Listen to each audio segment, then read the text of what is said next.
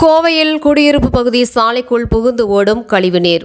மூக்கை பிடித்து கொண்டு செல்லும் மக்கள். நோய் பரவ முன்பு நடவடிக்கை எடுக்கப்படுமா? விழி பிதுங்கி நிற்கும் அப்பகுதி பொதுமக்கள். கோயமுத்தூர் மாநகராட்சி சிங்காநல்லூர் பகுதிக்கு உட்பட்ட கள்ளிமடையில் அமைந்துள்ள ஆகாஷ் ஹோம்ஸ் குடியிருப்பு வளாகத்தில் தற்போது நிலவும் சுகாதார சீர்கேடு அப்பகுதி மக்களிடையே பெரும் கொந்தளிப்பை ஏற்படுத்தியுள்ளது.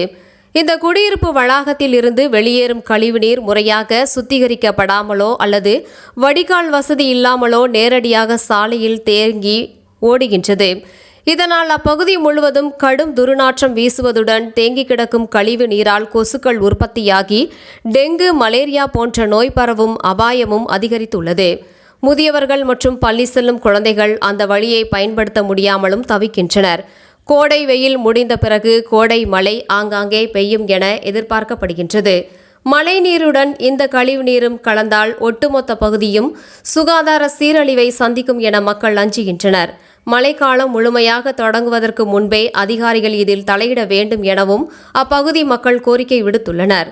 முறையான கழிவுநீர் மேலாண்மை திட்டத்தை செயல்படுத்தாததே இதுபோன்ற சிக்கல்களுக்கு காரணம். எனவே மாநகராட்சி அதிகாரிகள் உடனடியாக சம்பந்தப்பட்ட குடியிருப்பு நிர்வாகத்தின் மீது நடவடிக்கை எடுப்பதோடு கழிவுநீரை வெளியேற்ற நிரந்தர தீர்வை ஏற்படுத்த வேண்டும் என்பதே அனைவரின் எதிர்பார்ப்பாக உள்ளது.